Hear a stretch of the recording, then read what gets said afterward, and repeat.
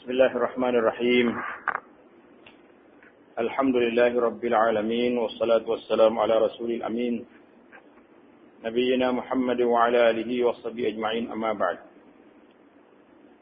Kita mesti ke hadis pasal ke-9, kedudukan masjid dalam Islam. Jadi kita tahulah kedudukan masjid dalam Islam ini satu kedudukan yang besar, yang tinggi. Karena Nabi SAW suruh kita buat bina masjid dan bersihkan masjid. Kemudian kita masuk pada hadis Abi Sa'id Al-Khudri. Abu Sa'id Al-Khudri, hadis yang ke-170. Nama dia Sa'ad bin Malik bin Sinan.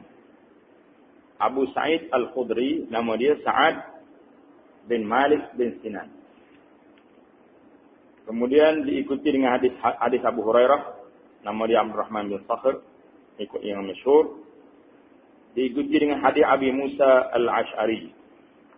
Abi Musa Al-Ash'ari radhiyallahu taala anhu, nama dia Abdullah bin Qais. Abdullah bin Qais. Abu Musa Abdullah bin Qais. Diikuti dengan hadis yang seterusnya. Kita masuk malam ini kepada hadis yang ke bab menjaga kehormatan masjid. Dalam bab kedudukan masjid adalah Islam, iaitulah menjaga kehormatan masjid. Mana masjid ini sangat besar kedudukan dia, kita kena jaga dia sebagaimana yang sepatutnya. Muka surat 254. Masjid dan surau ialah tempat yang suci dan mulia. Jadi masjid ataupun surau ini dua-dua tempat ini suci dan mulia. Yang diberi penghormatan dengan menamakannya Baitullah ataupun rumah Allah. Jadi dua tempat ini nama dia Baitullah ataupun rumah Allah. Sebab itu kita disuruh memakmurkannya, menghidupkannya, memeriahkannya, merancakkannya dengan perkara-perkara yang baik. Dan menjauhkannya dari perkara-perkara yang buruk. Dalam masjid ni untuk benda baik saja boleh buat, benda yang tak baik, luar masjid pun tak boleh, dalam masjid lagilah tak boleh.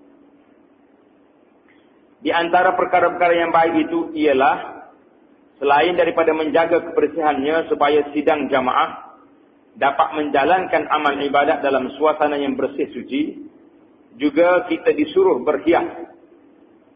Arah yang pertama tadi, kita disuruh hiaskan masjid. Biar masjid itu bersih, suci, berbau wangi dan sebagainya. Di sini dalam bab kita hari ini, iaitulah kita sendiri. Orang yang nak pergi ke masjid itu diminta supaya berhias. Daripada menghias masjid, kita sendiri diminta berhias.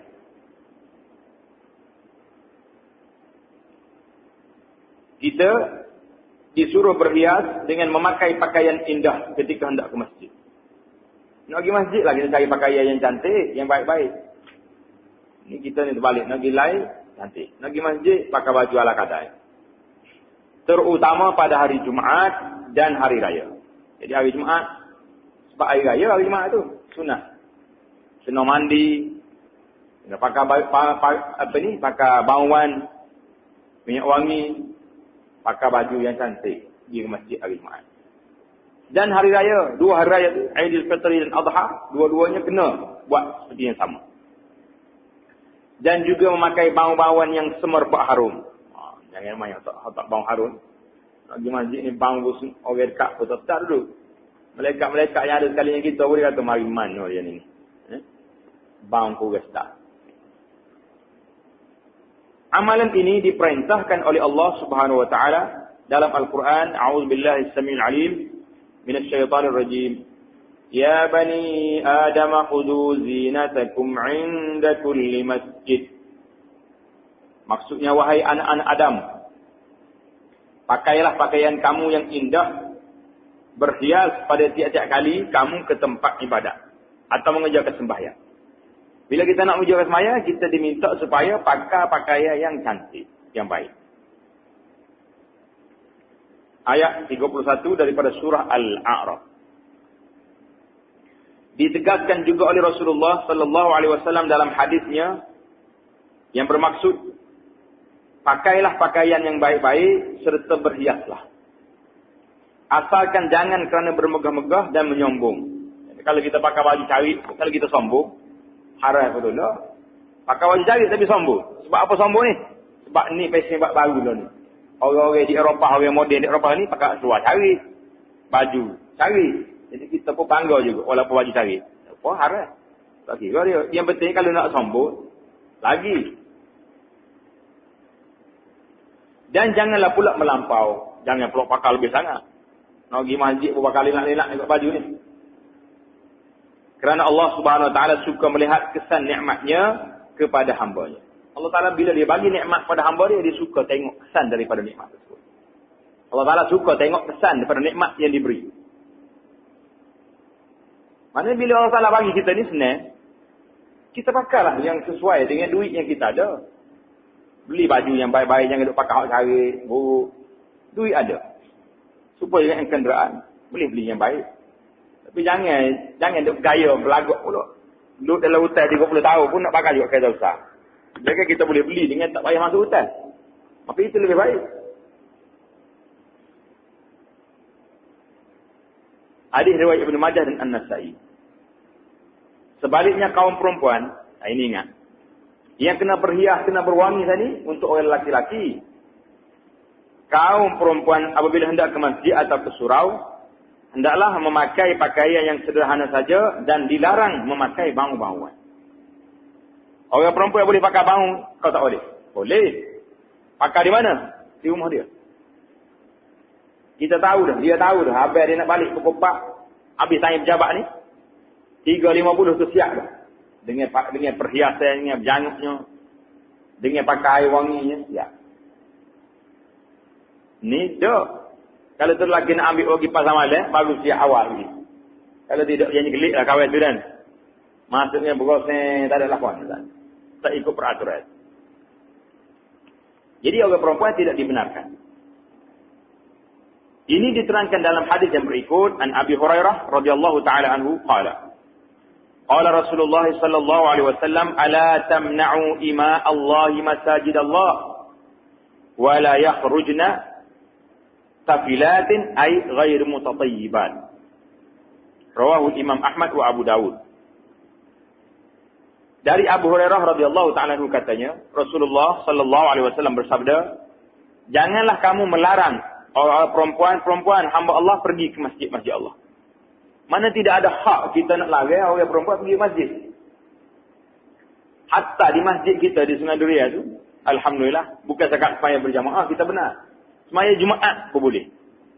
Jadi kalau orang kata ada mana ada di masjid negeri kita ni, di Kelantan ini, orang perempuan boleh semaya Jumaat, jawab dia boleh semaya Jumaat di masjid Sungai Duria. Jadi kita benar orang perempuan semaya Jumaat. Kadang-kadang ajaib juga orang mari dia tak ada semaya Jumaat, orang perempuan sini ada. Kita sediakan tempat untuk dia. Alhamdulillah, orang perempuan pun boleh dengar nasihat kita, dengar khutbah, boleh semaya berjamaah kalau dia nak. Maknanya nak larang orang perempuan pergi masjid tak boleh. Tapi ada syarat, bukan semestinya ada setengah orang perempuan pergi masjid tu Allahu Akbar, tak ikut adat etika dari segi pakaian. Janguk pula dia pergi masjid, tapi janguk macam nak pergi pasar malam.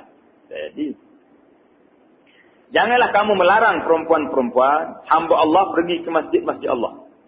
Dan hendaklah mereka keluar dari rumahnya dengan memakai pakaian yang sederhana dan tidak pula memakai bau-bauan. Syarat dia. Pakai sederhana, jangan janguk sangat dan jangan pakai bauan. Sekiranya dia nak lalu di hadapan orang laki-laki yang bukan mahram dia. Oh, dia kata tu dalam hadis kata kena pakai bauan, boleh masuk ke kawasan perempuan sama-sama dia pakai tak apa. Tapi tak boleh orang laki-laki lain daripada suami dia hidup bang, tak boleh. Karena larangan ini keras. Dalam hadis riwayat yang lain dia kata fahiya zaniyah. Orang perempuan yang pakai bauan di hadapan lelaki yang bukan mahrami, orang ini status dia dianggap sebagai zaniyah, sebagai perempuan sundal yang tidak baik. Berat tak berat? Berat. Sebab dia ni boleh membawa kepada syahwat. Bila orang cium bau, Allah dia. Tak bau ni nak tengok tu kan. Bila tengok tu kan, tengok pakaian pula tak betul. Jadi menimbulkan gairah, menimbulkan kegelisahan kepada orang lain. Ini menyusahkan manusia dan akan bawa kepada membuka pintu fitnah kepada syaitan untuk nak bodoh masuk kawan ni. Sekarang ni pula ada pula. Desakan-desakan supaya tukar uniform sekolah.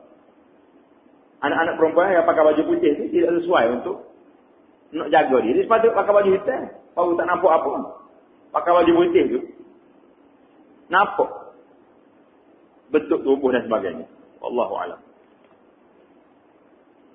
Ditegaskan lagi dalam hadis yang berikut. An Abi Hurairah radhiyallahu ta'ala anhu qala. Qala Rasulullah sallallahu alaihi wasallam, ayyuma imra'atin asabat bakhuran fala tashhadanna ma'ana al-isha al-akhirah. Abu Hurairah cerita, Nabi sallallahu alaihi wasallam bersabda, mana-mana perempuan yang berukuk dengan benda-benda yang haram. Mana berukuk dengan haram ni? Kena air wangi. Biasanya orang Arab ni dia bakar bukhur. Kayu apa ni panggil? Kayu gaharu. Dia bakar. Kalau kita nak semua bau di tubuh kita, kita duduk atas dia sikit. Kalau kita pakai serban, kita tak berukuk dalam serban tu, dia asap tu letak di kain kita. Betul tu dia kata, berukuk dengan benda haram. Maksudnya, pakai benda bang, air bang. Dan janganlah ia hadir bersama-sama kami untuk berjamaah mengerjakan sembahyang Isya. Jadi tak semari masjid lah. Duduk di rumah dia tu dia baik. Dalam pada itu, sembahyang kaum perempuan di rumah masing-masing lebih afdal daripada mengerjakannya di masjid dan surau. Jadi, semaya di masjid itu lebih di rumah dia lebih afdal daripada semaya di masjid dan surau. Orang perempuan. Tapi kita tak larang. Nak lari ke tak? Kalau kita buka lah. Tabir kita ni tak payah orang perempuan mari. Tak. Dia nak mari, hak dia boleh mari. Boleh hadir. Dia boleh dengar kuliah, dia boleh dengar ceramah, dia boleh apa ni? Dia boleh jamaah bersama. Tapi afdal dia semaya di rumah dia, lebih-lebih lagi kalaulah dia pergi itu tidak ikut peraturan Islam. Dengan bercampur laki perempuannya, dengan bertabarruj, berhias-hiasnya, dengan berwangi-wangi lagi, baik semaya di rumah dia. Tak timbulkan maksiat pada orang lain.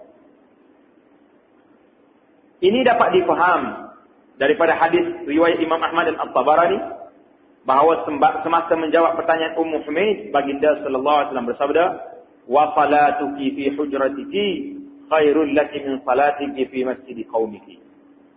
Jadi ada seorang perempuan duduk di kampung Bani Salamah, dia minta nak pergi duduk dekat Masjid Nabi. Sebab dia kata jauh lah rumah dia nak pergi sembahyang, jauh jalan. Nabi bagi tahu kepada dia, sembahyang kampung mu lebih baik daripada sembahyang sini untuk orang perempuan. Jadi di antara jawapannya, dan sebagai seorang perempuan, maka sembahyangmu dalam bilikmu lebih baik bagimu daripada sembahyangmu di masjid kampung. Semaya di masjid kampung lebih baik daripada semaya masjid jauh ni, pak orang ramai. Semaya di rumah lebih baik daripada semaya di masjid. Kita nak kata macam mana? Dia kata kalau buat baca hadis ni, tak marilah orang perempuan. Kau suka dia boleh di rumah. Itu tu boleh lah. Ini jelas arahan Nabi SAW. Kelonggaran tu ada. Jadi, tapi hadis pertama tadi, la tamna'u. Jangan kamu tegah dia nak mari. Jadi atas dari masing-masing. Setengah orang perempuan dia kata kalau duduk rumah kak, tak baca, tak semaya jemaah. Semaya pun cepat-cepat nak habis. Sudah habis orang lain dengan kuliah di masjid. Dia bergadak tegur pak segi. Tidak pak segi tegur dia. Pak segi. Dia boleh berlaku dalam itu. Ajar orang, jawab dia. Apa boleh ajar. Kuliah apa boleh. Ada berlaku dalam itu. Jadi derajat orang itu. Jadi lebih baik di masjid. Banyak lagi kelebihan-kelebihan ya. Baik. Di antara perkara-perkara yang dilarang melakukannya di masjid bagi lelaki dan perempuan. Perkara-perkara yang dilarang melakukannya di masjid. Lelaki dan perempuan sama.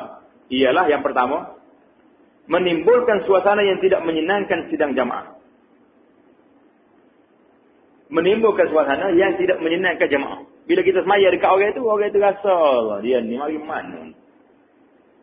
Disebabkan memakan jenis-jenis ulam yang kurang elok bau. Mana kalau nak pakai buah betah kau nyeri kau, ambil masa lah sikit. Jangan sudah makan pergi masjid lalu kalau bertawak ni, bengih habis orang masjid. Jangan. Makan waru ya, lagi berat dah. Kalau isap okok, bau juga. Bau hangi tak gitu. Kena sedawa pula berat. Jadi kena, dia betulnya segala jenis bau yang tidak baik. Ular ke rokok ke buah ke apa, tahu. Makan ni yang halal pun kadang-kadang kalau kita makan hak numis tu. Nya sedawa dia tak mudah juga pengen kita ni. Jadi makan ni apa kita pilih juga kalau dekat ni nak pergi masjid. Kalau awal-awal lagi ikut dia lah nak makan gapo pun. Yang penting benda tu halal. Yang kedua menimbulkan suasana bising. Sama ada untuk mencari benda yang hilang atau semasa bercakap dengan orang lain. Jangan. Jangan kita duduk di masjid cakap dengan orang lain dengan suasana membising. Gerah saja. Kalau ada mustahak sangat nak cakap, bisik. Bisik dengan sayang kita. Ataupun tak pandai dia nak bisik, cuik dia tu keluar daripada masjid. Sama-sama orang tengah duduk kuliah ke, orang duduk zikir ke, kita duduk buat, ini menimbulkan suasana yang tidak baik. Ini perkara ni larang. Tidak beradab dengan masjid, yang tidak beradab dengan kawan-kawan kita. Menyakiti hati sahabat-sahabat kita. Jadi, tak kira tak boleh. Nak sabar lah. Kalau kata rasa, Allahu Akbar. Benda ni mustahak tak bicara. Cuma kawan saya kita tu, kita pergi luar kejap. Bicara ke lah nak bicara lawan luar tu. Atau menyaringkan suara semasa duduk membaca Quran dan berzikir. Baca Quran ibadat. Tapi kalau orang duduk semaya, orang duduk zikir sebelah kita duduk bergerak berlaku. Mengganggu ke tak mengganggu? Mengganggu. Ini dilarang. Sebab itulah kita setengah kita tegur sahabat-sahabat kita, imam-imam. Bila dia tengok jemaah masbuk ramai belakang dia, ataupun ada jemaah yang kedua baru masuk, janganlah dia kuat sangat zikir tu. Perlahanlah zikir. Mungkin mengganggu kawan itu tengah semaya. Orang itu semaya fardu. Kita zikir boleh dulu, boleh perlahan. Jadi kita kena mura'ah belakang. Baca Quran pun tak boleh tengok ni, kalau mengganggu orang ni. Dan berzikir kerana perbuatan yang demikian mengganggu ketenteraman orang-orang yang sedang sembahyang. Ganggu. Kacau belakang. Yang ketiga dilarang juga berjual beli di masjid. Jangan jual beli dalam masjid. Kalau kita nak ambil kitab ke apa, jangan duduk main ambil belilah dalam masjid. Jangan. Kalau nak ambil senyap. Nak bayar apa terholok gitu. Jangan duduk main jual beli dalam masjid. Jadi kalau kita beli kedai tadi, tak ingat bawa duit. Kita masuk dalam masjid, jumpa dengan tuan dia. Nak bagi haji. Tak apa bayar. Bukan jual beli situ. Bayar ya, bagi hutang. Atau orang kita hutang lama dah. Dia kata, ayah nak cari dia, jumpa dalam masjid, bayar hutang. Tak apa. Kata ambil duit yang mahal dulu. Tapi nak akak jual beli dalam masjid lah. Larang. Larang ni larang kuat juga ni. Pasal itulah dalam hadis yang lain Nabi kita sebut, siapa dia iklan bagai-bagai dia hilang dalam masjid. Dia naik, Assalamualaikum, bagai saya hilang. Siapa dia jumpa tu lah atas balik. Nabi suruh kita jawab apa? La raddallahu alaih. Allah Ta'ala tak taklif bagai ni. Tu kata gitu. Supo juga kalau orang iklan perniagaan dalam masjid. Ambo jual gini-gini lah. Kalau kita nak juga, kita bagi tahu. Ada benda yang baik-baik gini. Kau dah bagi tahu. Jangan jual. Jadi orang kita ni macam-macam. Bila ada duit, PK dia jual kata-kata. Tok sekalian luar. Tak apa. Di luar masjid, di pintu masjid, tangga masjid. Ya. Betul tangga masjid tak apa. Jadi setengah orang kita ni bukan sekat ilmu niaga biasa. Ilmu cepat kaya apa ada juga di masjid ni. Banyak benar. Allahu Akbar. Tak malu ke Tuhan semati ni buat dia. Malu ke tak malu ke? Tak malu tak. Dilarang jual beli dalam masjid, lebih-lebih lagi keras. Larangannya ialah perbuatan melintas di hadapan orang yang sedang sembahyang. Mana orang tengah sembahyang, dia lalu jaga pakai dia. Jangan. Tengok nombor 4 di bawah. Larangan ini diterangkan oleh baginda sallallahu alaihi wasallam dalam hadisnya, riwayat Bukhari dan lainnya. Maksud, kalaulah orang yang melintas di hadapan orang yang sedang sembahyang itu mengetahui setakat mana beratnya dosa yang akan ditanggungnya, nescaya ia akan memilih berdiri dengan tidak bergerak selama 40 tahun. Kerana demikian itu lebih baik baginya daripada melintas. Jadi tahu yang lagi dahsyat. Segala suruh dan tegah yang tersebut telah diterangkan oleh Rasulullah sallallahu alaihi wasallam dalam hadis-hadisnya supaya umatnya menjaga kehormatan masjid dan surau dan mematuhi adab-adab peraturan. Jadi kita itu di antara perkara yang dilarang. Jangan buat bising dalam masjid. Jadi kita tak masuk lagi dalam bab sutrah tak? Dalam bab sekatan, sempadan kita kena semaya.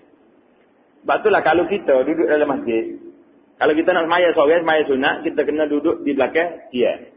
Ataupun kita terus naik ke depan, biar depan kita di antara kita dengan penghadang dia panggil dia. Kau dah 3 hasta. Mana kalau tepat ni tak ada juga, orang ni mustahak nak lalu, dia kena lalu lebih daripada sempadan orang semaya. Maknanya kalau sejadah kita ni, lebih berlain dia. Kalau tak ada orang lain dah lah tu. Tapi kalau ada lain dia tak boleh lalu dekat orang tu. Selagi orang itu duduk dalam semaya dia. Dia ikut sejadah dia. Jadi kita pun kena tengok, kalau lalu orang dekat dengan tangga, jangan semaya situ. Kalau nak semaya juga, berlindung di sebalik dia. Ni dia ada sini, kita duduk belakang dia. Dia orang itu lalu di hadapan dia. Mana sempadan dianya, 3 hasta sekadar kita boleh sujud. Tapi kalau kita cari benda tak ada juga, nak menghadap tak ada, jalan apa tak ada, maka kita lalu depan orang tu, dia lepas daripada sujud dia. Jangan lalu depan dia. Jadi orang kita ni, orang Melayu ni, dia pakai holok tangan, jatuh tangan juga, bokok sikit, lalu depan orang semaya, tak kira tu. Asal kau bokok tangan, tu lesir besar orang Melayu tu. Dia panggil lesir besar orang Melayu tu. Tak kira, orang syariat ni tak pakai orang Melayu. Baik.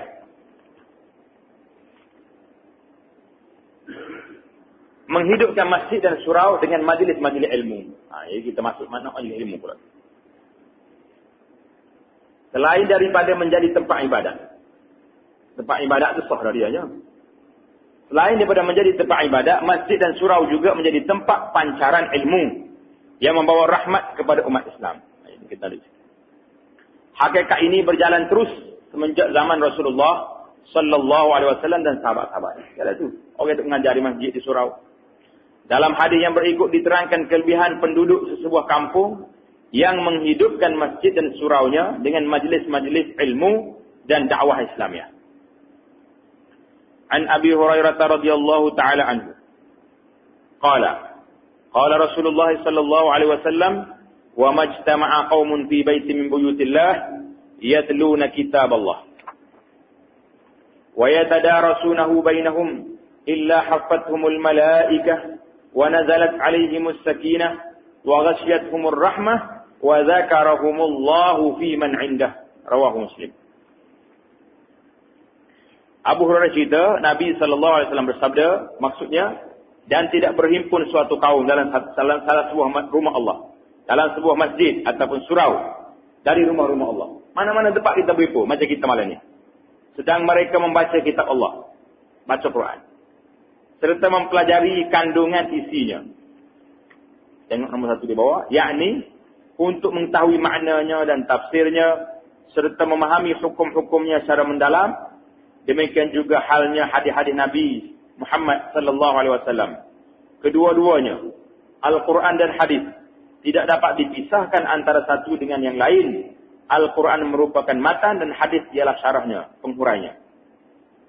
Untuk menghuraikan kandungan Al-Quran dan hadis inilah alim ulama rahimahumullah menyusun kitab-kitab agama dalam segala bidang, meliputi ilmu tafsir, ilmu hadis, ilmu tauhid ataupun usuluddin, ilmu fiqh, hukum-hukum syarak, ilmu tasawuf, yakni ilmu akhlak, dan lain-lain lagi, termasuk ilmu bahasa Arab.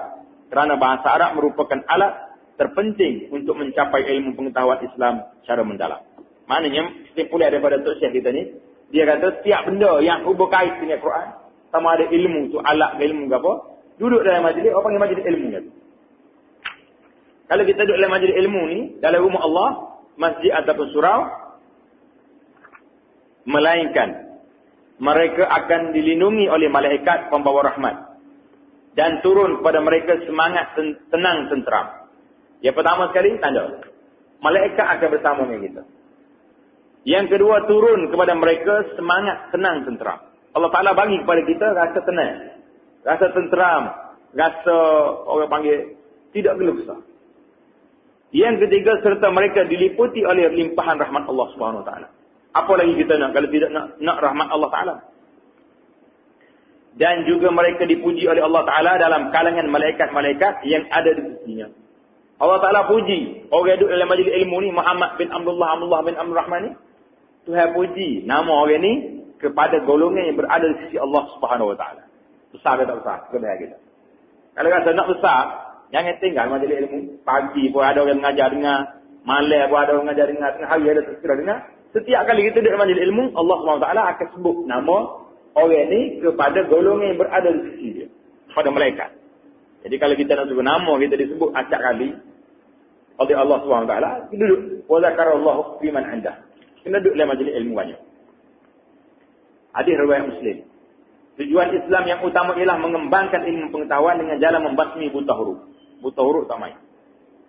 Ini dapat dipaham daripada kandungan ayat-ayat Al-Quran yang mula-mula diturunkan oleh Allah Subhanahu Wa Taala, yang menyuruh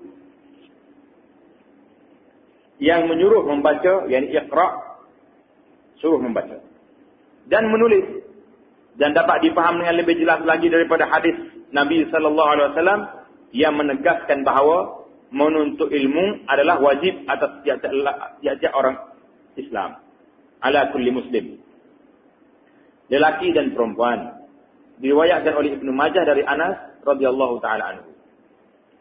Ilmu itu pula ada yang fardu ain dan ada yang fardu kifayah. Apa beza di antara fardu ain? Apa beza di antara fardu kifayah? Boleh jawab kita. Perbezaan di antara dua ilmu. Jawab dia, apa beza di antara fardu ain dan fardu kifayah? Ilmu fardu ain, ilmu yang tak boleh orang lain dulu belajar untuk kita. Di mana ilmu fardu ain itu ilmu yang setiap orang kena tahu. Tak boleh kita wakil orang lain dulu tahu pada kita, tak boleh. Yang pertama sekali ilmu tauhid, ilmu akidah. Setiap orang itu dia kena tahu adanya Allah Subhanahu Wa Taala. Fa'lam annahu la ilaha illallah. Kamu kena tahu bahawasanya tidak ada Allah, tidak ada Tuhan yang berhak disembah melainkan illallah, kecuali Allah Subhanahu. Oh, ini kena tahu sendiri. Tak boleh kita kata, kamu Islam. Macam mana, apa Tuhan kamu? Aku dengar orang kata la ilaha illallah. Tak mahu aku dengar. Nah, dia sendiri yang mengatakan fa'lam. Ini arahan Allah Ta'ala. Mu kena tahu sendiri bahawasanya tidak ada Tuhan yang berhak disembah yang sebenarnya kecuali Allah Subhanahu Wa Ta'ala. Dia kena tahu. Itu makna fardu ain. Dia kena tahu siapa dia? Rasulullah sallallahu alaihi wasallam, Muhammad bin Abdullah. Apa kerja Muhammad? Buat mari wahyu daripada Allah, bawa ajaran-ajaran yang diajar oleh Allah SWT kepada dia melalui wahyu dan dia bawa kepada kita. Dia kena belajar semaya. Dia kena belajar rukun-rukun Islam, rukun iman, dia kena tahu. Itu dia panggil fardu ain. Fardu ain ni ilmu yang mesti diketahui oleh seorang tu, tak boleh tu orang tak boleh. Sah atau tak sah iman seorang tu kalau dia kata, gapo dia agama Islam? Islam? Gapo dia agama Islam? Tak tahu. Aku tahu semaya ya. Jadi. Tak. Dia kena tahu rukun Islamnya, 5 rukun imannya. Dia sendiri kena tahu la ilaha illallah, dia tahu. La ilaha nafi illallah isbat, kena tahu. Insya-Allah satu masa mungkin kita ambil satu slot. Satu malam kita ulang kaji balik dalam bab penjelasan tentang la ilaha illallah Muhammadur Rasulullah. Karena penting. Siapa dia tak tahu ni, tak lepas fardu ain dia lagi. Orang ni fardu ain tak lepas. Kita ni kalau bunyi fardu ain ni, duk ingat kau budak-budak anak. Fardu ain. Fardu ain ni budak-budak dipasti yang ngaji ni. Budak sekolah rendah lah.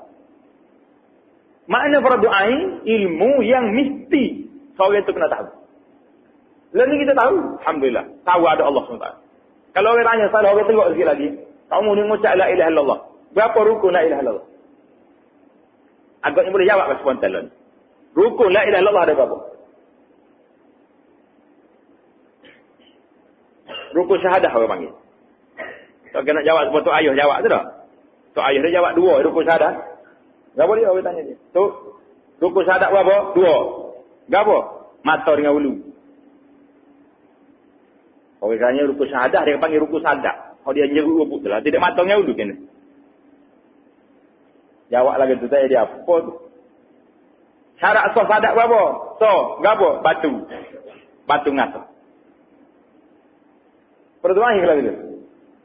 Fardu ain ni mana rukun syahadah berapa ada? Syarat syah, apa ni syarat sah syahadah pula berapa? Jadi kita kena tahu barulah kita ni akidah kita barulah betul bertepatan dengan apa yang dikehendaki oleh la ilaha, tuntutan la ilaha illallah Muhammadur Rasulullah. Kalau tidak kita kata la ilaha illallah juga, tapi kita pergi sembah kat benda lain. Cara tidak tahu, cara tidak sedari. Kita boleh sembah lagi benda-benda yang bercanggah dengan Allah. Dalam bab syirik, dalam perbuatan, dalam perkataan, dalam apa-apa benda-benda lain. Wal'iyazubillah, kita minta perlindungan dengan Allah SWT. Itu makna fardu ain. Dan ada yang fardu kifayah. Fardu kifayah, ini mesti diketahui oleh sebahagian. Mana kalau dalam sekapur itu email tahu. Orang anak murid dia semua kali, tak tahu. Gugur dah dosa dia. Dia kena tahu dalam masalah perkara yang besar. Tapi masalah halal haram yang daruriat ni tak boleh. Siapa dia tak tahu zina haram. Oh ni ilmu daruri. Mana ilmu sudah jelas. Dalam agama ni asas agamanya zina haram, curi haram, enggak boleh. Nipu haram, itu benar kena tahu. Jadi benda-benda asas kita kena tahu, benda-benda yang lebih daripada itu. Bila lebih daripada itu banyak benda-benda yang kita tidak tahu. Pasal itulah masalah kecelaruan kita hari ni berlaku, timbul benda-benda gini. Timbul ke tak timbul? Bila kita tak tahu, timbullah masalah. Jadi masalah kita ni tak tahu, fardu kifayah. Tak apalah kita kata benda ni fardu kifayah, termasuk dalam masalah fardu kifayah. Biar tu imam tahu, ada tu lepas sebagai dua kampung itu, lepas dosa orang lain. Tapi, hak tahu ni kalau tak royak pula, apa jadi dia? Dia bertanggungjawab dengan Allah Ta'ala. Mu tahu, mu tak royak. Ya, takut, nak jaga hati orang. Masalah kita sekarang nak jaga hati orang. Nak jaga kedudukan, nak jaga takut. Kayaknya marah. Demo, kekeh ni jadi menyebabkan kita jadi saya bisu. Tak nak royak benda-benda. Ini tak boleh nak royak. Jadi bahawa kita kena bertegak dalam masalah-masalah halal haram ni biar kita jelas. Jadi insyaAllah Ta'ala kita akan buat siri-siri penerangan mengenai masalah unsur perjudian dalam permainan kita, unsur riba dalam muamalah kita, unsur makanan-makanan haram dalam makanan kita. Jadi tengok. Bagi orang yang dalam peringkat permulaan, maka yang wajib dipelajarinya dengan bersungguh-sungguh ialah ilmu agama bahagian fardu ain. Ini peringkat permulaan. Yang dapat menjaga akidah kepercayaannya supaya tetap di atas dasar tauhid. Dan yang dapat menjaga amal ibadatnya supaya tetap berdasarkan hukum-hukum syarak. Ini fardu ain. Setelah meningkat lagi, barulah dipelajari ilmu-ilmu yang lain yang termasuk dalam bahagian fardu kifayah. Dalam hadisnya yang lalu Rasulullah sallallahu alaihi wasallam menerangkan kebaikan dan limpahan rahmat yang akan didapati oleh orang-orang Islam yang memakmurkan masjid dan suraunya dengan majlis-majlis ilmu dan dakwah Islamiah. Supaya tidak ada lagi masjid-masjid dan surau yang dibiarkan terbengkalai dan sunyi, sepi daripada mendapat kebaikan-kebaikan yang dijanjikan itu demi keselamatan dan kebajikan mereka di dunia dan di akhirat. Jadi insyaAllah kita akan sambung pula dalam masalah bab beriktikaf di masjid.